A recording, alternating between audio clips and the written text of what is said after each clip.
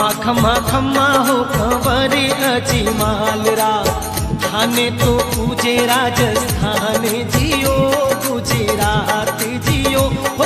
जय हिंद साथियों, आप देख रहे ग्रेग एजुकेशन। मैं आपका भाई भरत आपको आज बाबा रामदेव जी की जीवनी के बारे में बताएंगे, जो कि हमारे राजस्थान के एक लोक देवता के रूप में उभरे। बाबा रामदेव जी की मान्यताओं और प्रचलित लोक कथाओं के आधार पर आपको बताएंगे कि बाबा रामदेव जी का जन्म माना जाता है कि द्वारिकाधीश भगवान कृष्ण के ही अवतार मानते हैं। उनका जन्म भाद्रपद शुक्ल बीज को बाड़मेर में उंडू कश्मीर में हुआ, अजमल जी और मैणा दे के घर में। अजमल जी और मैणा दे के घर में उनका जब जन्म हुआ तो लोक मान्यताओं के अनुसार उनके पालने के पास में ही उनके कुंकू के पगली जो पैर के निशान है वो मंडे और पूरे दूध पानी का दूध बन गया। बाबा रामदेव जी जन्म से ही एक चमत्कारी पुरुष और एक वीर योद्धा के रूप में उभरे। वो पशु प्रेमी और लोक कल्याणकारी व्यवस्था ही बनाए रखने चाहते थे। उन्होंने जातिगत भेदभाव को समाप्त किया। उन्होंने किसी भी जाति को विशेष महत्व नहीं दिया। उनके हिसाब से या उनके भाव से सब जातियाँ एक थी।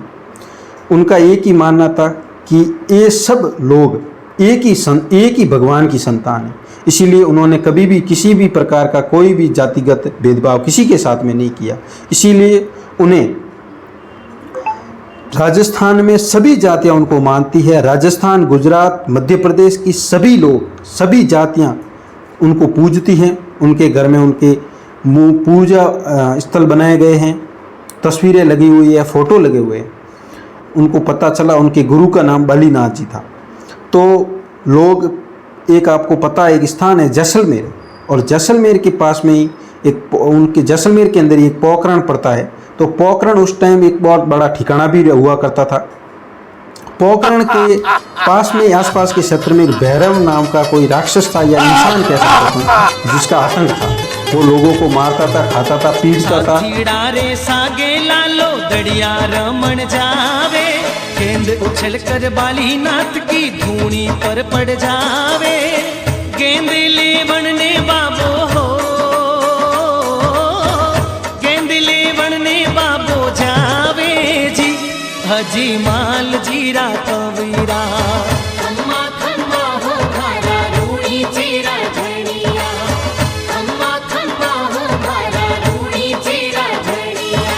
बालक ने धूनी पर देखो बालीनाथ घबराया, भेरूड़ो तन खा जावेला भाग अठासू भाया।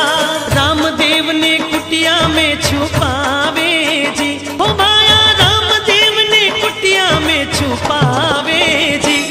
अजी माल जीरा कवीरा खम्मा खम्मा हो घरा रूड़ी चीरा झड़िया। आने तो भावे आखी मार मार हो, बाबा गुजरात हो, अजी माल जीरा कवीरा।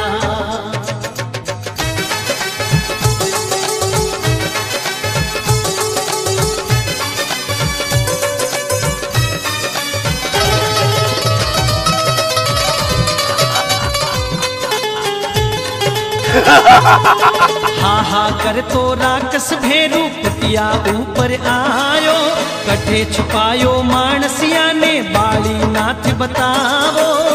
बास में नखरी हो, बास में नखरी मने आवे। अजी माल जीरा कवीरा खम्मा खम्मा हो घरा रूड़ी चीरा झड़िया, खम्मा खम्मा हो घरा रूड़ी चीरा झड़िया।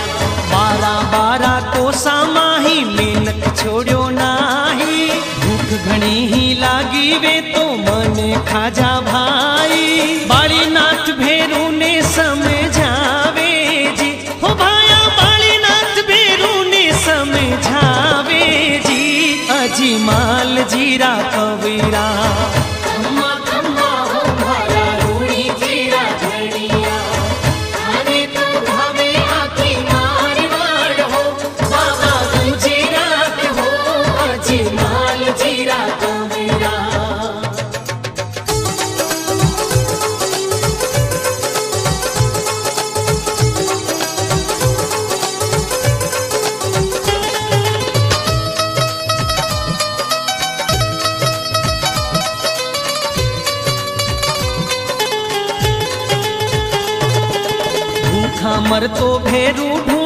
लागो कुटिया माही, सूता सूता रामदेव जी गूदड़ी हिलाई।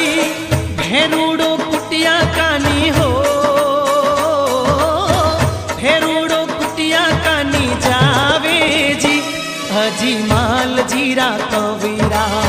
खम्मा खम्मा हो मारा रूड़ी चीरा धनिया, खम्मा खम्मा हो मारा रूड़ी चीरा धनिया। कूदड़ी ने खेचन लागो भेरू जोर लगावे, जूं खेचे जूं बढ़ती जावे पारन उन रो पावे। भेरूड़ो घबरावे जी, हो रामा भेरूड़ो घबरावे जी, अजी माल जीरा कवीरा। खम्मा खम्मा हो मारा रूड़ी चीरा धनिया, खाने तो भावे आखी मारवाड़ हो, बाबा गुजरात हो, अजी माल जीरा कवीरा।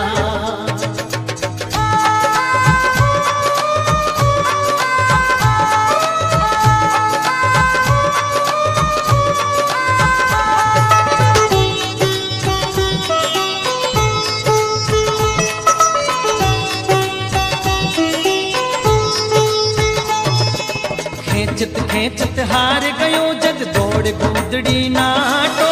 भेरूड़ा ने भेज पताड़ा ऊपर धर दियो भाटो। पापी रो अंत करायो जी, हो रामा पापी रो अंत करायो जी, हजी माल जीरा कवीरा। खम्मा खम्मा हो मारा रूड़ी चीरा धनिया, खम्मा खम्मा हो मारा रूड़ी चीरा धनिया। भेरूडारो भय मिटियो जग सारो जग हरसायो। उन जागा पर रामदेव जी रूणी चो बसायो। थारी लीला रो बाबा हो, थारी लीला रो पार नहीं पायो, अजी माल जीरा कवीरा। खम्मा खम्मा हो मारा रूड़ी चीरा धनिया, खाने तो भावे आखी मारवाड़ हो, बाबा गुजरात हो, अजी माल जीरा कवीरा।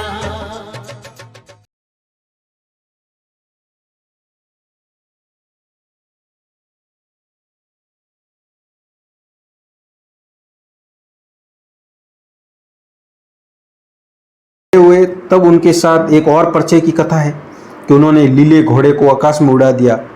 तो लीले घोड़े का ऐसा माना जाता है कि एक दर्जी था, तो जिनको रामदेव जी को बचपन से ही घोड़े चलाने का शौक था या घोड़े पे बैठने का शौक था।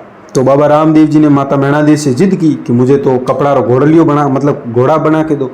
तो उनको पता नहीं था इतना कि भाई चमत्कारी पुरुष है, ये ऐसा चला भी उड़ा भी देंगे।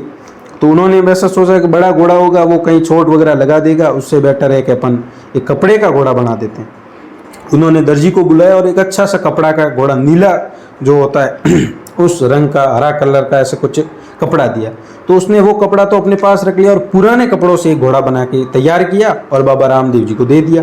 जब बाबा रामदेव जी को सब पता चल ही गया तो बाबा रामदेव जी ने उस घोड़े को उड़ाया और जब वो आकाश में उड़ता देखकर सभी हक्का बक्का रह गए। उन्होंने सोचा कि कोई कालो जादू किया है, तभी उस दर्जी को कारागार में अजमाल जी ने डलवा दिया।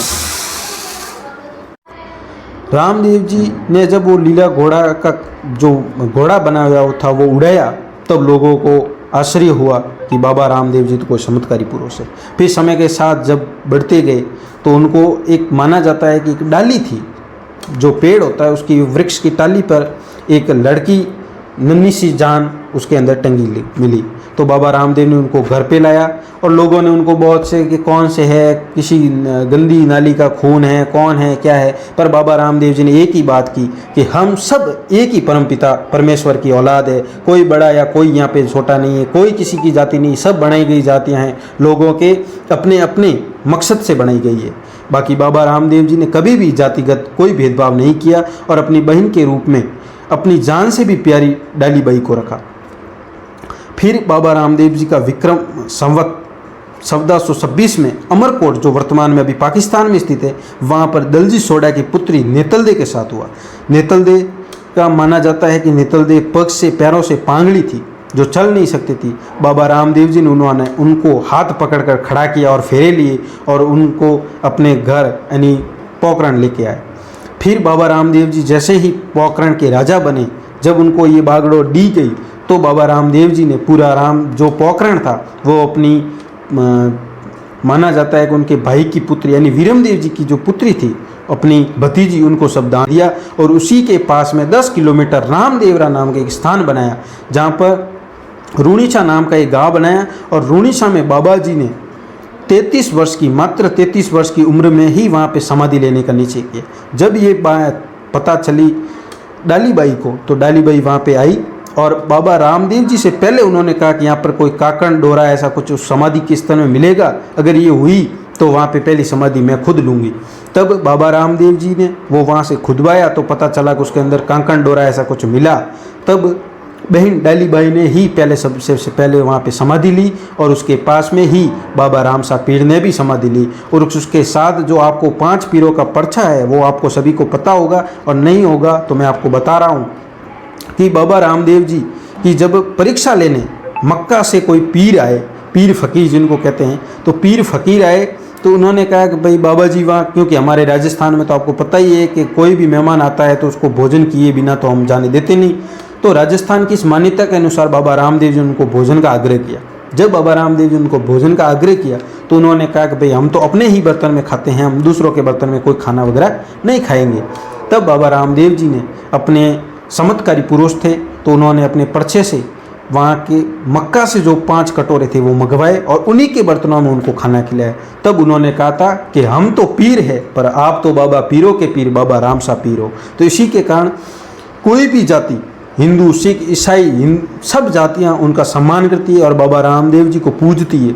बाबा रामदेव जी का मेला भाद्रपद शुक्ल बीज को लगाकर उनके समाधि जहाँ पर हुई थी वहाँ तक विक्रम संवत जो अपने हुई थी तो भाद्रपद एकादशी यानी ये 10 दिनों का मेला रहता है। भाद्रवा की दूज से लगाकर 11 तक ये मेला रहता है। राजस्थान में उसको राजस्थान का कुंभ भी कहा जाता है। बाबा रामसा पीर के जो जहाँ पे मेला लगता है और जगह जगह उनके चबूतरे हैं, जगह जगह उनके पगलियों के निशान हैं जो कि, और उनके जगह जगह जो मंदिर है उनको देवरा कहा जाता है।